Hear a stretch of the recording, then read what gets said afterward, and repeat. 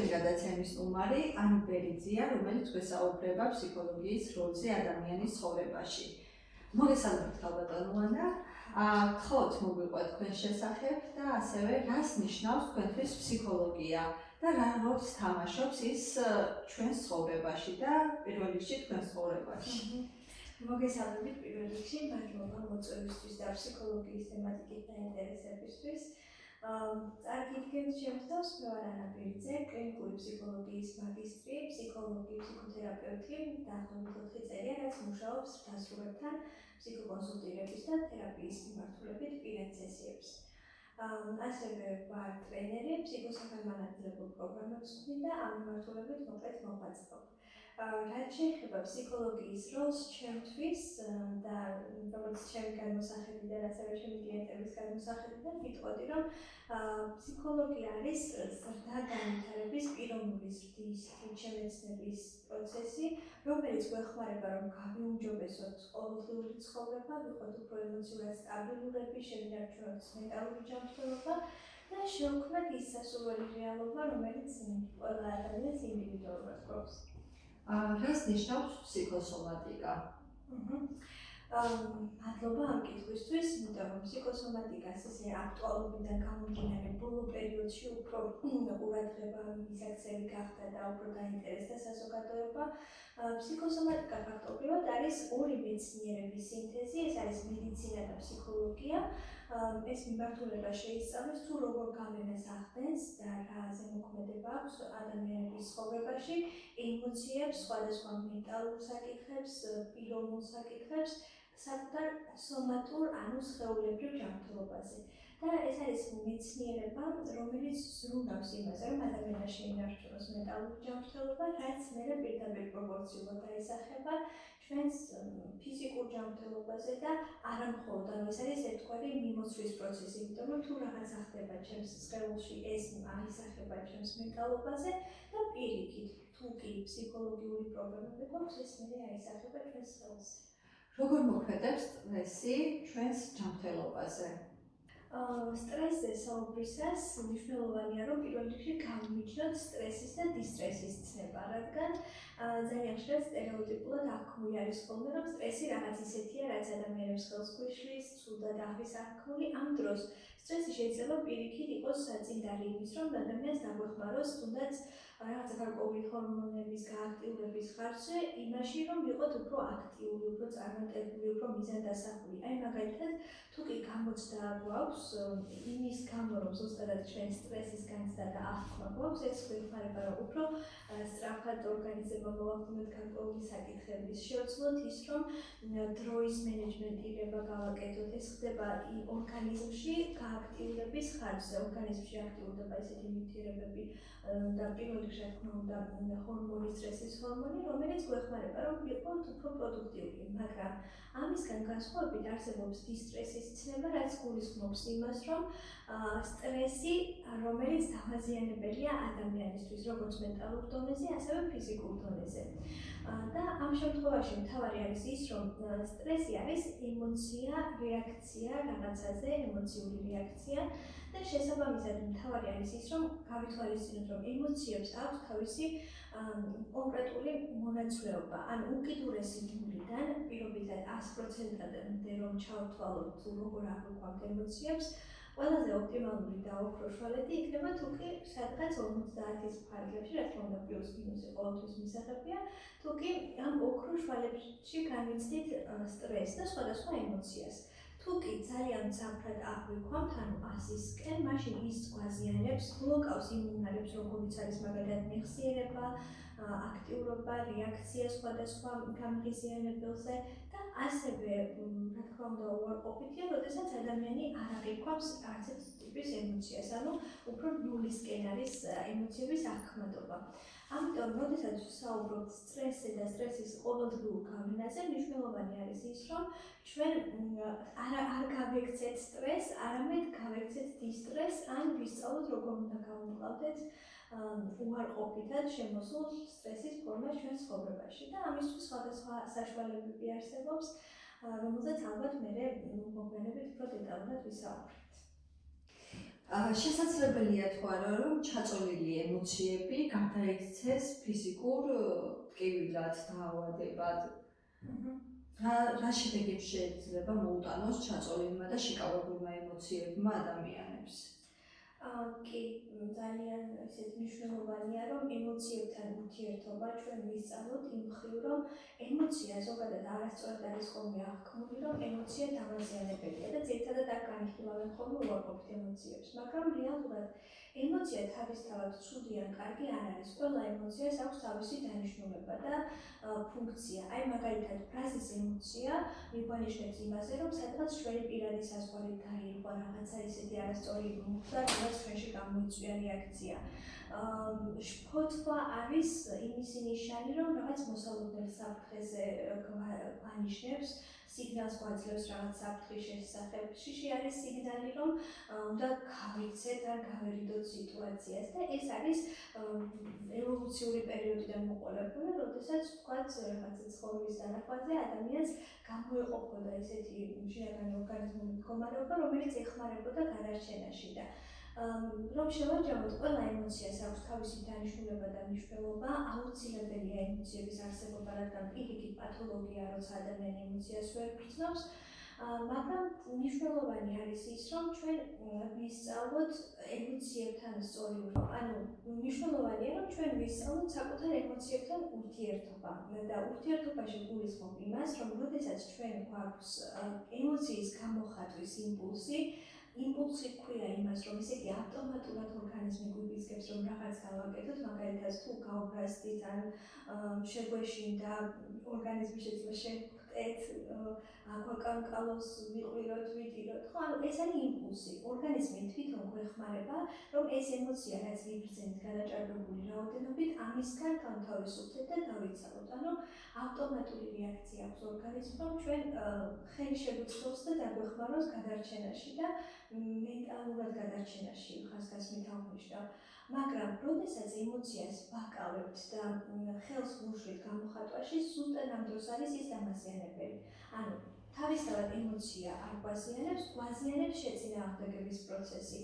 და ძალიან ნეირობიოლოგიის დონეზე არ გავყვები, მაგრამ მარტივად რომ ავხსნა, როდესაც ჩვენ რაღაცა იმპულსურად ემოციას გამოვხატავთ, ამ დროს უკვე ორგანიზმი მოცულია და ეს უკვე იმპულსურად გააქტიურებულია იმისკენ, რომ გამოვხატოთ შესაბამისი ფორმებით ესა თუ ის ემოცია. მაგრამ, როდესაც შეკავების პროცესს ვახდეთ, ანტაგონისტ პუნქტებს ეძახიან, ანტაგონისტი პუნქტები ერთვება, ანუ უჯრედულ დონეზე, ყველა პუნქტი, ყველა უჯრედი გრძნობს ხოლმე, რომ უნდა ემოციის გამოხატვა. მაგრამ ეს ანტაგონისტი პუნქტი რას აკეთებს? ბლოკავს ამ ყველაფერს და აჩერებს, ანუ ორმაგი ზეწოლა და ორმაგი კონფლიქტი წარმოიქმნება ჩვენს ორგანიზმში და მე ეს გამოიხატება ხოლმე პუნქტების დაჭირულობის, ტკივილით, მხრების, სახსრების, ტკივილით, ხბის მოჭიმულობის განცდა ხშირია ხოლმე, როდესაც არ გამოვხატავთ სათქმელ სიტყვების და ვაკავებთ ამ ჩვენს სიტყვებს ჩვენივე ორგანიზმში და შესაბამისად მე ორგანიზმს აქვს მიხსიერება. აი მაგალითისთვის ვთქვათ, თუ თითს დავაჭერ კანს ძლიერად და რაღაც დროის განმავლობაში გავაჩერებ და მე ავიღებ, უკვე ფერი კანს ჩაღრმავება გამოიხატა. ანუ როგორც გონებას, ასევე სხეულს აქვს მიხსიერება. და ამ უარყოფის შეკავებულ ემოციებს იმახსოვრებს.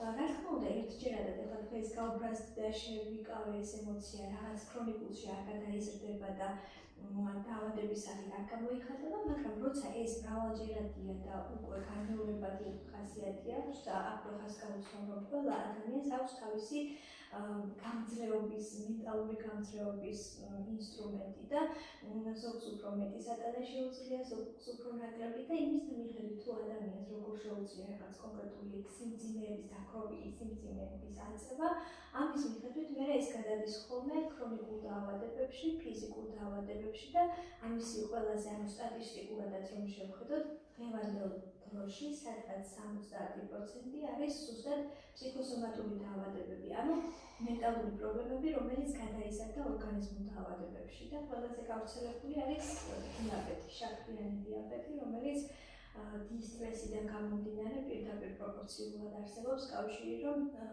შაქრიანი დიაბეტი გამოწვეულია ძალიან ხშირ შემთხვევაში სტრესიდან გამომდინარე და ეს სტრესი არ არის ერთჯერადი, ეს არის ქრონიკული ისეთი სტრესი, რომელიც მეორდება. ან ძლიერი სტრესით შესაძლებელია იყოს, რომელმაც შესაძლებელია გამოიწვიოს პირდაპირ ეს დაავადება. მნიშვნელოვანია ალბათ და ხალხს გასასმელის ფაქტი, რომ ეს ჩვენი ემოციების გამოხატვაც უნდა იყოს სწორი მიმართულებით, მაგალითად გაბრაზების დროს არ დავიწყოთ ყველაფრის მკვლევა. ანუ სწორი გამოხატვა გვჭირდება ამ ემოციებისას. ნამდვილად, სოციალური ნორმებიდან გამომდინარე, ისე რომ არ დავაზიანოთ სხვა ადამიანი და არ დავაზიანოთ ჩვენი თავი, ყველაზე სწორია ხოლმე რომ არ შევაკავოთ, მაგრამ გამოვხატოთ ნორმებიდან გამომდინარე. ხო, აი მაგალითად თქვა სამსახურში თუ გავბრაზდი, იქვე გამოვხატავ და ვერ ვიჩხუბებ, მაგრამ ამას გულისხმობს ზუსტადაც რომ არ არის აუცილებელი რომ იმ მომენტში იქვე გამოვხატო, მაგრამ შეიძლება იმიდე თერაპევტს ვესაუბრო, შეიძლება სახლში დავბრუნდე და ვიღაცას ვესაუბრო, ან რაღაც გავაკეთო, ხო? ან კიდევ შესაძლებელია გარეთ გავიდე და ღმრთ ამოვისურთქო და გავიასრო ის რა მოხდა. კი, ნამდვილად. გავაწარო ეს ყველაფერი ჩემში და არა ჩემში დავტოვო. კი, აქედან გამომდინარე მნიშვნელოვანი არის ის, რომ როცა რაღაცა ემოციას განვიცდით, არ შეგვაშინოს ამან ეს პირდაპირ არ გადადის რაღაც დაავადებაში, უბრალოდ მე აუცილებლად მივუბრუნდეთ და მე აუცილებლად რაღაცა მეთოდით გავუშვათ ის ნეგატივი, რაც იმ მომენტში შევაკავეთ. კი ბატონო. ნერვიულობამ თავი ამატკივა. ხშირად გამიგია ეს. ბინერვიულა თავი ამატკივდა, ცუდად ვარ, ცირამონი მომეცი. რამდენად მართალია ეს და რამდენად შესაძლებელია? ნამდვილად აბსოლუტურად შესაძლებელია, იმიტომ რომ ნერვიულობა რა არის, ხომ ჩვენი რეაქცია რაღაც გამღიზიანებელზე, ანუ რაღაც სტიმულის შემოვიდა და მე ნერვიულობის სახით გამოვხატა ეს რეაქცია. როდესაც ამ პროცესს ვახორციელებთ, აქ თავარი შემოდის ის, რომ ყველა ადამიანს რაღაც ემოცია აქვს, სხვადასხვანაირად გამოხატული. ხო, აი მაგალითად, ბრაზს ვიღაცა ყვირილით გამოხატავს, ვიღაცა ძალადობრივი მეთოდებით გამოხატავს, ვიღაცა უბრალოდ მიდის და სხვადასხვა ბრაზი, როცა მომბობთ ხოლმე რომ ემოცია თავისთავად ცუდი არ არის. ძალიან ხშირად მქონია ხოლმე ესეთი შეხვედრა, რომ ბრაზი არის დიდი ენერგია მოდის და ამ ენერგიას ვიღაცა ახსოვს სამსახურში, საქმეში, რაღაც კრეატიული ნამუშევრების შექმნაში. ამიტომ ყველა სხვადასხვანაირად გამოხატავს ხოლმე თავიანთ ემოციას და მნიშვნელოვანი არის ის, რომ ყველა ემოციას სადღაც აქვს თავისი წერტილი ორგანიზმში. აი მაგალითად ვთქვათ, მე თუ უცებ შიში ვიგრძენი, შეიძლება ხელებში ვიგრძნო ეს შიში, შეიძლება შენ გულის არეში იგრძნო და შესაბამისად ყველა ემოციას აქვს თავისი ადგილი ინდივიდუალურ დონეზე. არ არსებობს ისე რომ აი მაგალითად ყოველთვის შიშს აღგრძნობ, ან თავში ვგრძნობ, ხო? ინდივიდუალურ დონეზე არის ეს და ესე იგი რაღაც შემთხვევაში, როდესაც ნერვიული აზრობრივი დონიდან წამოვიდა ეს აზრებმა გამოიწვია ეს ნერვიულობა და ეს დაძაბულობა აისახა ზუსტად თავის არეში. ამიტომ ის რომ გამაყრჩებელი დავიოთ, არ არის სამწუხაროდ მოგვარების გზა. ამ შემთხვევაში ტკივილს კი ბატონო გავუჩევთ, მაგრამ პრობლემის გამომწვევ არ გკურნალობთ ამ შემთხვევაში. და ვლებავთ ჩვენ ცნობიერში, სხვა გადადის ცნობიერში, მე კიდევ რაღაცები ემატება და მე საბოლოოდ შესაძლებელია აფეთქება გამოიწვიოს. რა როლი აქვს თვით შემეცნებას და საკუთარი ემოციების გაცნობას ფსიქოლოგიაში, როცა ადამიანი დაუშვათ აღიარებს რაიმე პრობლემას და იწყებს უკვე მის მოგვარებას. ალბათ ყველაზე მნიშვნელოვანი საფეხურია ამ შემთხვევაში ფსიქოლოგიაში ეს. ძალიან მნიშვნელოვანია, იმიტომ რომ ყოველი პრობლემის მოგვარებას აქვს 5 ძირითადი საფეხური. სანამ მოგვარების და მიმღებლობის სტადიამდე მივალთ, ეს არის როგორი პროცესი, რომ ერთი საფეხური გადავლახე, მეორეზე გადავდივარ და ძალიან იშვიათად ხდება ხოლმე, რომ პირველიდან მეხუთეზე ავიდეთ, ხო? ეს პროცესია, რომელსაც უნდა გავყვე. და ესე იგი თანმიმდევრულია და პირველი ნაბიჯი არის სწორედ ის, რომ თვით შევიმეცნო და ვაღიარო რაღაც პრობლემის არსებობა, რომ მე მოვაყოლო. თუ პირველ საფეხურს ვმოკავ და არ ვაღიარებ, მაშინ ვერ გადავდივარ განკურნების ისეთ ვთქვათ, განკურნების სტადიაზე. ამიტომ თვით შემეცნება არის ბაზისური, აი როგორც საყრდენი შენდება შენობაში და მე ამაზე დაშენებული კონსტრუქცია რამდენად ძლიერი და მყარია და ხანგრძლივად მომშავე, ზუსტად ესეა ფსიქოლოგიაში, რომ პირველი ნაბიჯი ბაზისური არის სწორედ აღიარება, გაცნობიერება, თვითშემეცნება და ყველაფერი შემდეგ ამაზე არის დაშენებული. რამდენად მნიშვნელოვანია პოზიტიური აზროვნება და რამდენად რეალურად მოქმედებს ის ადამიანის ჯანმრთელობაზე? პოზიტიური აზროვნება არის კოგნიტურ-ბიჰევიორალური თერაპიის მიმდინარეობა არსებობს, რომელიც გვეუბნება იმას, რომ ჩვენ რაღაცა მაგალითად მე ხმა გავიგონე და ამ ხმაზე მაქვს რეაქცია, ესე წამიერი პროცესია, მაგრამ ეს პროცესი არის თანმიმდევრული და გადის შემდეგ საფეხურებს. პირველი საფეხური არის აზრი, ფიქრი, შემდეგი საფეხური არის ემოცია, ანუ ფიქრიდან გამომდინარე მე რაც ვიფიქრე, ამას რაღაცა მნიშვნელობა მიჩნევ, ბანალურად რო ვთქვა, კარგია, ცუდია. აქედან გამომდინარე გამიცადე ემოცია და ფიქრი პლუს ემოცია გადავიდა ქცევაში. სანამ ქცევამდე მივდივართ, პირველი არის ზუსტად ეს აზროვნების კომპონენტი. თუ კი მე პოზიტიური აზროვნება მაქვს და უფრო მეტად პოზიტიურზე ვფიქრობ, ესეთი გამოთქვაც არსებობს ხოლმე, რომ აზრებს აქვს განსხეულების ენერგია, ანუ რაზეც ვფიქრობ, ის ხორცს ისხავს. თუ მე ძირითადად პოზიტიურზე ვფიქრობ, მაშინ ეს პოზიტიური აზრები ხორციელდება, თუ ძირითადად ნეგატიურზე, მაშინ ნეგატიური. და ფიქრს ახასიათებს კიდევ რა, მე თუ ვიწყებ ერთ რაღაცაზე, მაგალითად რაღაც უარყოფითზე ფიქრს, შემიძლია რომ უფრო ღრმად ცუდისკენ წავიდე, ან უფრო ღრმად კარგისკენ წავიდე. აი ეგრეა, ზუსტად როცა ტელეფონზე ურეკავ იმას და კარგი პასუხებზე უკვე ცუდზე იწყებ ფიქრს და იქ უკვე 1000 მერე გაშლა ხდება გონებაში რაღაცეების. ამ დროს შეიძლება ტელეფონი უხმოზე ქონდეს, ან გასული იყოს ოთახიდან. და არ აქვს მნიშვნელობა რა არის ამ დროს რეალობა, ხო? იმიტომ რომ შენ უკვე განიცადე ის ნეგატივი, უკვე ენერგიული, უკვე თავისუდად იქცენი და აქაც აი ხაზგასმით რა მინდა აღვნიშნო, რომ ადამიანის გონება არის ძალიან უნიკალური და არ არსებობს, რომ ყოველთვის 100% მე პოზიტიურს ვფიქრობდი, ან 100% შეუძლებელიცაა. შეუძლებელია ნამდვილად და პირიქით ის რომ ხანდახან ნეგატიურზე ვფიქრობთ, რაღაცეების წინახედულობაში გვეხმარება, რაღაცეების თავიდან არიდებაში, მაგრამ როცა ვამბობთ, რომ პოზიტიური აზროვნება აქვს ადამიანს, ამაში იგულისხმება, რომ უმეტესად პოზიტიურად აღიქონთ რაღაც სიტუაციებს და უხეშად რომ ვთქვათ, ხა ეს ისეთი უხეში ნათქვამია 70-30 პრინციპით რომ მიხელმძღვანელო, რომ ძირითადად კარგია თუ გეიქნება დადებითი და ხანდახან იმ უარყოფითსაც ვუშვებთ, ოღონდ არ ვიბრწვით და არ ვიცი ნახდებით. შესაძლებელია თუ არა ყოველდღიურობაში მცირე ფსიქოლოგიური ვარჯიშები დავუშვათ სუნთქვით, დღიურების წერით, ან კიდევ რაიმე ისეთი ქმედების გაკეთებით, რაც გვეხმარება გადავლახოთ ნერვიულობა, მოვახდინოთ დიდი პრობლემების ლოკალიზება და მოგვარება. თუ მაინც თქვათ არის აუცილებელი ის, რომ უნდა მივიდეთ ფსიქოლოგთან და გადავდგათ სხვა ნაბიჯები, ან რას გვირჩევთ პირველ ეტაპზე, რომ შეიძლება ადამიანებმა გააკეთოს. პირველ რიგში მნიშვნელოვანია, რომ გავმიჯნოთ, როგორ მდგომარეობაშია კონკრეტული ინდივიდი და ამას ალბათ ყველაზე სწორად თავად გააკეთებს. ანუ რას გულისხმობ ამაში, რომ ზოგჯერ არის ხოლმე მდგომარეობა, როდესაც მაგალითად უკვე კლინიკური გამოგონებები, როგორც არის დეპრესია, პანიკური აშლილობა და ასე შემდეგ. არის მდგომარეობა, როდესაც ადამიანს რაც არ უნდა ცოდნა ჰქონდეს და ფსიქოგანათლება ჰქონდეს, მაინც ვერ ეხმარება ეფექტურად საკუთარ თავს. ხო, მაგალითად ფსიქოლოგს ძალიან ბევრი ტექნიკები აქვს, ცოდნა აქვს, იცის როგორ ცხოვრება დაეხმაროს ადამიანებს, მაგრამ საკუთარი თავის ქირურგი როგორც ვთქვათ ვერ იქნება, ხო? ექიმი ზუსტად იგივე პრინციპით ხშირად არის ცოდნა, მაგრამ ის ქვეცნობიერი საწავე ადამიანის ფსიქიკა უმინაცისგან შედგება ცნობიერისგან და ქვეცნობიერისგან.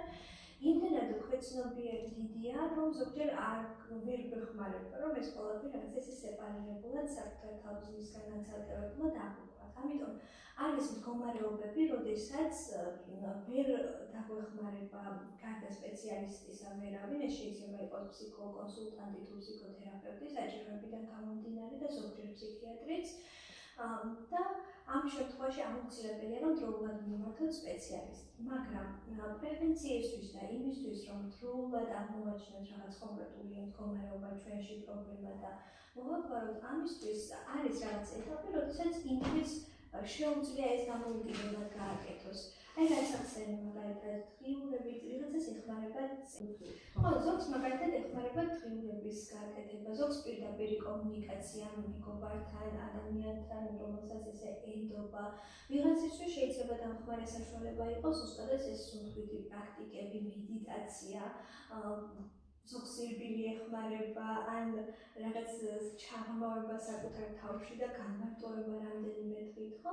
ამიტომ მნიშვნელოვანი არის ის, რომ ეს საშუალებები უამრავია მით უმეტეს სოციალური ქსელების და ინტერნეტის ხანაში ბევრი საშუალებაა, როდესაც შეგვიძლია რომ რამე თვითდახმარების ინსტრუმენტი მოვიპოვოთ, მაგრამ თავი არის ის, რომ თუკი უკვე კლინიკური სიმპტომატიკა არის და გართულებული ხმა ფსიქოლოგიური მდგომარეობა, მაშინ გამოსავალი არის სპეციალისტის დახმარება. თუმცა ყოველთვის კარგია ეს რაც ჩამოთვალეთ დღიურები და დამხმარე საშუალებების გამოყენება. კი, ნამდვილად ხშირია ეს შემთხვევა, როცა გვინდა ხოლმე რომ დავიცადოთ ემოციებისგან, მივდივართ და ვინმეს ვესაუბრებით. ისეთ ადამიანს, რომელსაც შესაძლებელია მოუყვეთ რამე. და ვცლის ეგ და უფრო კარგად ხვდებით. მე პირადად ეგრე ვარ, როცა მეგობარს ვესაუბრები ხოლმე რაიმე პრობლემასთან დაკავშირებით, ან ზოგადად თუნდაც რაიმე ძალიან გამიხარდა და უყვები სხვას, ვიცლები ემოციებისგან და მე უკეთესად ვცნობ თავს. უფრო დამშვიდებული ვარ. აი კი, ნამდვილად ესეა და ზოგჯერ ამბობენ ხოლმე, რომ დიდი ინტენსიური სიხარულიც კი ერთგვარი სტრესია, იმიტომ რომ ერთ-ერთი შემოდის და მთელი ორგანიზმი მიცნობები ხომ წარმოვიდგინოთ, რომ დიდი ხნის უნახავი მეგობარი ვნახეთ და ჩავიხუტეთ, უკვე წარმოვიდა, მიუხედავად იმისა, რომ რეალობა არ არის წარმოვიდგინე, უკვე წარმოვიდა ორგანიზმი ცვლილებები და პირიქით უკვე რაღაცა ცუდ წარმოვიდგენ, უკვე შეიძლება რომ ტრიგის დავიწყო ფიქრიდან გამომდინარე. ამიტომ მნიშვნელოვანია ის, რომ ჩვენთვის რა არის საჭირო, ის ვიპოვოთ სწრაფად. პირველ რიგში საკუთარ თავს უნდა ჩავუყავდეთ და თუ ვერ შველით საკუთარ თავს, მე უკვე მივმართოთ სპეციალისტს. რატომ გვიჭირს ადამიანებს ზოგჯერ საკუთარი ემოციებზე საუბარი და საკუთარი ემოციების გამოხატვა? აი, ბევრისგან გამიგია, რომ ვინმესე უთქვამთ, რაც ძლიერი ადამიანია, რომ აი ერთი ცრემლი არ გადმოუგდია თვალიდან, ან რაღაცა ისეთ ძალიან სტრესულ სიტუაციაში ამაყად იჭერდა თავს და არ კარგავდა სიმშვიდის შეგრძნებას. რამდენად კარგია ეს, როცა ჩვენ ვაკავებთ ემოციებს, ვცდილობთ სხვის თვალში გამოჩნდეთ მაგრები და ეს ჩვენთვის შესაძლებელია დამაზიანებელიც იყოს. ნამდვილად უარყოფითია, იმიტომ რომ ეს ფსიქოსომატიკურ მედიცინაში როგორც ვახსენე, შეიძლება ესეთი პრინციპის მიმდინარეობს რაღაცა კონკრეტული დაავადებების განვითარება. პირველ რიგში იწყება გაფრთხილებით, ორგანიზმი იმდენად და გონება იმდენად ჭკვიანი სისტემა არის, რომ ყოველთვის გვაფრთხილებს რაღაცის შესახებ. მაგალითად, კბილის კიბილის მაგალითად რომ განვიხილოთ, თუ კიბილი ხომ არ არის სასიამოვნო და ძალიან შემაწუხებელია, მაგრამ ეს კიბილი გვეუბნება, რომ რაღაცას ყურადღება უნდა მივაქციო და თუ არ მივაქციო, კბილს დავკარგავ, მაგრამ თუ კიდროულად მივხედავ, მაშინ გამოსწორების გზები არის. იგივე ხდება ფსიქიკურ ჯანმრთელობაში. რაღაც პრობლემის შესახებ ჯერ ავტომატიზმის აზრებს არ მოსვენთ, ხოლმე უფრო ორგანიზმს მოსვენთ, როცა კიბილი გვაწუხებს, მაშინ უკვე სხვა გზა აღარ გაგვჩენია, უნდა ვირეაგიროთ ამ ტკივილზე, ამიტომ ორგანიზმი გვაწვდის ინფორმაციას, რაღაც რომ ტკივილ მაგალითად თავი ტკივილ ყოველდღიურად, სისუსტეს გრძნობ, დაღლილობას გრძნობ ქრონიკულად, ძილის პრობლემები მაქვს, ეს ყველაფერი არის ნიშანი, ანუ ყველა ემოციას აქვს თავისი სასიგნალო ფუნქცია, რომ რაღაც ხდება, რაღაც ისე არ არის. და შესაბამისად მე თუ ამ სიგნალს არ აღვიქვამ, შემდეგ გადავდივარ ვეგეტონეროზის სტადიაში, ეს არის მეორე საფეხური, როდესაც უკვე გახდა ქრონიკული სიმპტომატიკა, აი მაგალითად შაკიკი, დიაბეტის სიმპტომატიკა და ასე შემდეგ, ვეგეტონეროზის სტადიაზე ორგანიზმის ნაწილი გახდა, მაგრამ ჯერ კიდევ თუ აქ მოვახდენთ ფსიქოლოგიურ დახმარებას და ვეტყვი მე ჩემს ორგანიზმს, რომ შენი სიგნალი შეტყობინება სწორად აღვიქვი, უკვე დაამთავრებს ეს ტკივილი შეხსენებას თავის და მოგვარდება ფიზიკური პრობლემაც, მენტალური პრობლემაც, მაგრამ თუ კი აქაც უკვე არ გავამახვილებთ ამაზე ყურადღება, უკვე გადავდივართ სომატურ დაავადებებში, დარღვევებში, სადაც უკვე მარტო ფსიქოლოგიურ ცვლილია, რადგან ორგანიზმის დონეზე არის დაზიანება და აქ უკვე ექიმის ჩართულობა აუცილებლად მნიშვნელოვანი. და როგორც ახსენე, ეს გამოუხატავი ემოციები ზუსტად მაგას აკეთებს, რომ მე უკვე ესე იგი თავი გადამყავს მესამე საფეხურზე, იქ რომ იმ სტადიაზე, როცა უკვე ორგანიზმია დაზიანებული. და გამოუხატავი ემოციებთან დაკავშირებით მნიშვნელოვანი არის ის, რომ თვითონ ემოცია უნდა არსებობდეს, მაგრამ მე ისინი უნდა გამოვხატო. თუ კი გამოვხატავ, პრობლემაც არ არის, გვარდება. და ძალიან ხშირად სამწუხარო რეალობა არის ის, რომ გავრცელებული სტერეოტიპებიდან გამომდინარე, რომ ძლიერი ადამიანები არტილიან, მამაკაცები არტილიან, ცოტა ქალბატონებს უფრო მაგხრივ გვაქვს პრივილეგია, მაგრამ რეალურად სიძლიერე არის ზუსტად ის, რომ ჩვენ შეგვიძლია ემოციების გამოხატვა თავისუფლად და მართვა ემოციების. ანუ სირაქლემის პოზიციას თავს ვარიდებთ, პირდაპირ ვუყურებ ემოციას, ხოლმე რომ პირდაპირ შევხედო ემოციას, ის ბევრად უფრო რთულია, ვიდრე ვთქვა, რომ ვიცი რა მოდი ამას არ მივაქცევ ყურადღებას და სადღაც დავმალა. მაგრამ ეს დამალვის მომენტი ყოველთვის გვახსენებს თავს და მე უფრო რთულ რაღაცაში გადაიზრდება და ამიტომ რომ ხროვდება ალბათ ბევრი დამალული ემოცია და მე უკვე ჩვენს ფსიქოლოგიურ ჯანმრთელობაზე მოქმედებს ეს ყველაფერი. და შესაძლებელია ერთ დღეს ვეღარაფერით ვეღარ დავმალოთ. ნამდვილად და ისე რომ წარმოვიდგინოთ, ადამიანი ძალიან ამტარი და ძლიერია, ყველა ადამიანს ძალიან დიდი რაღაც შესაძლებლობები გვაქვს, მაგრამ ჩვენც გვაქვს ეს ლიმიტები, რომ წარმოვიდგინოთ, მენტალური ენერგია არის ტომარის სახით. და ამ ტომარაში რაც უფრო მეტი ნეგატივი ეწყობა, მე უკვე აღარჩება პოზიტივისთვის ადგილი და ეს სიმძიმე უფრო და უფრო ხდება რთული, გაუსაძლისი და აუცილებლად რაღაც ეტაპამდე მივდივართ, როდესაც უკვე აღარ შეგვიძლია მეტი სატანა და მივდივართ სამართლო შედეგებამდე. რა როლი აქვს ფსიქოთერაპიებს ადამიანის ცხოვრებაში?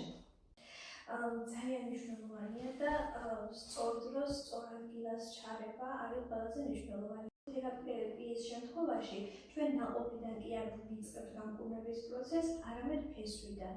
და როდესაც ფესვია ჯანსაღი და შემდეგ ეს ეტაპობრივად მივყვებით, საერთო ჯამში გამოდის ჯანსაღი ნაყოფი. ზუსტად ამას აკეთებს ფსიქოთერაპია, რომ რაღაც პრობლემას ზედაპირულ კონტექსტში კი არ ვახმარებთ, არამედ ისეთ დონეზე, რომ ამ პრობლემა მერე საბოლოოდ დავტოვოს და აღარ შეგვახსენოს თავი. ანუ ხშირად გამიგია ანა ეხლა ადამიანებისგან, რომ აი ფსიქოლოგიურ პრობლემებზე საუბარი სირცხვილია, ფსიქოლოგთან ვიზიტი სირცხვილია. ისინი თვლიან, რომ ეს მანდამაინც ფსიქიატრიულ პრობლემებს უკავშირდება და ერთმანეთთან აიგივებენ. რას ეტყოდით ამ ადამიანებს, ვისაც ეს სირცხვილება და რაც შევას მიცემდით? ნებისმიერ შემთხვევაში საკითხი არის ფსიქიატრის კომპეტენცია თუ ფსიქოლოგის, სირცხვილი ნამდვილად არ არის, იმიტომ რომ ყველა 21 საუკუნე იმდენად დატვირთულია და იმდენად აი თუნდაც ვერ ვახერხებთ ხოლმე საკუთარ თავთან დარჩენას და რაღაც საკითხებზე ვფიქრს, რომ ეს ყველაფერი ადრე თუ გვიან გროვდება და იჩენს თავს. ამიტომ როგორც ვთქვათ, პირობითაც დიაბეტის არსებობა, რაღაც სხვა სომატური დაავადებების არსებობა არ არის სირცხვილი, ზუსტად ასევე არის მენტალური ჯანმრთელობის პრობლემები, ძალიან ბუნებრივია. უბრალოდ ჩვენ იმის გამო, რომ ამ სტერეოტიპების ქვეშ ვიმყოფებით, რომ აი ფსიქიატრთან მისვლა ასოცირდება, რომ აი გიჟი ხომ არ არის, ხშირად გამიგონია. აბსოლუტურად არაფერი კავშირში არ არის სიგიჟესთან, ხო, მაგალითად ფსიქიატრი კურნავს და ეხმარება დეპრესიის ხმა ფორმებს. ამ დროს დეპრესიულ ადამიანს რა თქმა უნდა არ უწოდებთ, ხო, გიჟს და ეს სტერეოტიპები ალბათ უფრო შორის წარსულიდან მომდინარეობს და სამწუხარო რეალობა არის ის, რომ თუ ამ სტერეოტიპებს არ გადავაბიჯებთ და არ დავამსხვრევთ, მაშინ კარგავთ ადამიანის ცხოვრებას და ძალიან ხშირად ფატალობადაც თავდება ხოლმე, იმიტომ რომ სუიციდური აზრები და სუიციდის შემთხვევებიც ძალიან ხშირია, იმიტომ რომ ადამიანს, როდესაც სჭირდება დახმარება, ზუსტად იმ მომენტში სტერეოტიპებიდან გამომდინარე, ვეუბნებით, რომ ის გიჟია, მან არ უნდა მიმართოს სპეციალისტს და სხვა გზა არ რჩება, ადამიანი ტანჯება და მიდის ამ ტანჯვის თავისუფლების გზად ერთადერთად ხედავს თვითმკვლელობას სამწუხაროდ. იმიტომ რომ ვეღარ უძლებს და აუცილებელია ამ სტერეოტიპების დამსხვრევა, იმიტომ რომ ადამიანები ვართ, ემოციური არსებები ვართ, ყველაფრის სხვა არსებიდან ამ სამყაროში რაც საოცარი არსებებიც არსებობს ჩვენ ეს გამოგვარჩევს, რომ ემოციურად აღვიქვამთ რაღაც საკითხებს, ამიტომ ბუნებრივია, რომ ცხოვრების რაღაც ეტაპზე გარკვეული გამოწვევები და პრობლემები არსებობს, რომელსაც მარტო ვერ ვუკლავდებით ხოლმე. ხო, აი მაგალითად, მე ძალიან მინდა შეიძლება რომ 140 კილოგრამიანი რაღაც ტვირთი გადავდო ერთი ადგილიდან მეორეზე, მაგრამ ვერ ვაკეთებ ამას, ამიტომ ვიხმარ ადამიანს, მეგობარს, ახლობელს, მეზობელს და იგივე პროცესია, არაფერი განსხვავება არ არის. ეს სიმძიმე, რაც მენტალურ დონეზე აქვს ადამიანს, უბრალოდ იმ სიმძიმის განაწილებაში და სწორად დამენეჯმენტირებაში გვეხმარება ფსიქოლოგი, ფსიქიატრი. არასწორად შენახული ემოციების ბრალია ზუსტად, როგორც თქვენ ლაპარაკიდან გამომდინარე მივხვდი, ფსიქოლოგიური პრობლემა, რომელსაც უკვე ადამიანი ვეღარ უმკლავდება. იმ ემოციების, რომელიც თავის დროზე უნდა გამოეშვა და ჩაკეტა მასში. ზუსტად. თუ კი ესე სწორად მიუძგებით და ფსიქოგანათლება მაგაში გვეხმარება ხოლმე, რომ როდესაც ვიცით აი ეს ინფორმაცია თუ როგორ გავინასახდეთ ემოცია ჩვენზე რა დროს როგორ უნდა ვირეაგიროთ და ასე შემდეგ, მაშინ ყველაფერი ასე თუ ისე მიდის ჯანმრთელობის ფარგლებში, მაგრამ როდესაც სტერეოტიპების თუ ბევრი სხვა პრობლემის გამო ყველაფერს ვაკავებთ, ის ადრე თუ გვიან იმის მიხედვით რა მოცულობა გვაქვს მენტალური ამტარობის იჩენს ხოლმე თავს. ამიტომ გამოხატვა არის საუკეთესო საშუალება ნორმის ფარგლებში, რა თქმა უნდა. რა პრაქტიკულ რჩევას აგვიტოვებდი ყოველდღიურობაში, როგორ შეიძლება გამოვხატოთ ემოციები, როგორ მართოთ ემოციები, უფრო სწორად რომ ვთქვა, ადამიანებმა იმისათვის, რომ არ მივიდეთ იმ სავალალო ფონამდე, რაც სამწუხაროდ ხშირ შემთხვევაში ხდება. ახსენეთ, რომ ზოგადად ერთ საუკუნე ძალიან დაძაბულია ყველანაირად, გადატვირთული სამუშაო გრაფიკი, ზოგს ბავშვები, ზოგს რაღაც სხვადასხვა პრობლემები და ყველაფრის ერთად თავმოყრა რთულია. და მაგიტომ მაინტერესებს, რას გვირჩევს ფსიქოლოგი. ესე იგი, ცოტა რთულია ხოლმე ამ მომენტში ერთი რაღაცა კონკრეტული ფორმულის ან რჩევის განხილვა, მაგრამ იმ ყველაფრიდან გამომდინარე, რასაც დღეს ვისაუბრეთ, თავი არის ის, რომ ეს ცოდნაც მერე ისე დავალაგოთ, რომ ვიცოდეთ რა არის პირველი ნაბიჯი, რა არის მომდევნო ნაბიჯი და ასე შემდეგ. ამიტომ ჩემი რეკომენდაცია რჩევა იქნებოდა ის, რომ დავიწყოთ პირველი ნაბიჯი, ყველაზე მნიშვნელოვანი მგონია, რომ არის თვითშემეცნება და თვითდაკვირვება. რომ გავხდეთ დამკვირვებლები საკუთარი თავის და ვიცოდეთ, მაგალითად, აი ამ მომენტში მე რა ემოციას განვიცდი, თუ კი ამას დავაკვირდები, რა წამს გავყინავ, დავაკვირდები ჩემს ემოციას და კითხვებს თავისვამ საკუთარ თავს, თუ საიდან მოდის, რამ გამოიწვია, რა არის ამისი მიზეზი და ასე შემდეგ. მივდივართ ამ ყველაფრიდან თვითგაცნობიერებიდან გამომდინარე, მივდივართ პრობლემის მოგვარების გზებთან. ამ კითხვებზე პასუხი ისე რომ დავწეროთ, ამოვაჩენთ, რომ მოგვარების გზაც თურმე აქ გვაქვს და გონია ხოლმე რომ ზოგჯერ ძალიან მოგვიწევს რთული რაღაცების მოყვარება, მაგრამ ყოველი სირთულიდან გამომდინარე ყოველთვის არსებობს გამოსავალი. ამიტომ ჩემი პირველი რჩევა იქნება, რომ დაიწყოთ თვითდაკვირვება. დღევანდელი თემა იყო ფსიქოსომატიკა, სადაც ყურადღებას იმაზე ვამახვილებდით, რომ რამდენად დიდი მნიშვნელობა აქვს მენტალურ ჯანმრთელობას, სხეულებრივ ჯანმრთელობაზე. ამიტომ ეს ორი კომპონენტი არ უნდა დაგვავიწყდეს. ადამიანი არის სისტემა, ორი ძირითადი ნაწილისგან შემდგარი, ეს არის გონება და სხეული, რომლის განცალკევებაც არ შეიძლება, მაგრამ უნდა დავიწყოთ ორივეს გაერთიანება რა მხრივ, რომ მე ასევე დავაკვირდე ჩემს სხეულებრივ შეგრძნებებს, რა ემოციამ გამოიწვია, მასთან კავშირი გავაყო, აღმოვაჩინოთ, შევისწავლოთ და შესაბამისად ვიყოთ მყოფადობას ვეძახით ხოლმე აქ და ამჟამად მომენტს, როდესაც ამ წამით ვცხოვრობთ. ერთი წამის წინანდელი მოვლენაც უკვე წარსულია და წესით აღარ უნდა ახდენდეს დღევანდელობაზე და ხვანილობაზე გავლენას, მაგრამ სამწუხაროდ ახდენს ხოლმე, იმიტომ რომ ძირითადად არ ვართ ყოფადები. ამიტომ რომ გავაერთიანოთ ჩემთვის უბრალოდ რეკომენდაცია რჩევები, პირველი ნაბიჯი მნიშვნელოვანია დავწყოთ თვითდაკვირვება და აქ კომპონენტს გულისხმობს სხეულის დაკვირვებას და ემოციების დაკვირვებას. და მეორე არის მყოფადობის შენარჩუნება, ანუ აწმყოთი კმობის ხელოვნება. რაღაც მომენტში რომ გავჩერდეს და შევიხსნოთ ეს წამი, ახლა არაფერი ხდება ისეთი ხომ ცუდი. შეიძლება რაღაც 10 წუთის შემდეგ სადღაც მეჩქარება ან რაღაც საქმე მაქვს გასაკეთებელი, მაგრამ ამ წუთში არ მაქვს. ამიტომ შემიძლია რომ ამითი კმობის ხელოვნებას დავეუფლო და ყოფადობის არაერთი პრაქტიკა არსებობს ხოლმე, მაგრამ ყველაზე ესეთი გავრცელებული არის სუნთქვა და თვითდაკვირვება. აი მაგალითად შეგიძლიათ უბრალოდ დარჩეთ საკუთარ თავთან, ღრმად შვიდად ისუნთქოთ და წარმოიდგინოთ ამ წამში, ამ წამს, აი ზუსტად ამ წამს, როგორ ხდება ეს სუნთქვის პროცესი. ანუ სუნთქვა არის ყოველთვის აწმყო, არ არსებობს წარსული ამოსუნთქვა და მომავალი ამოსუნთქვა. როცა ვსუნთქავთ, ეს არის აწმყო.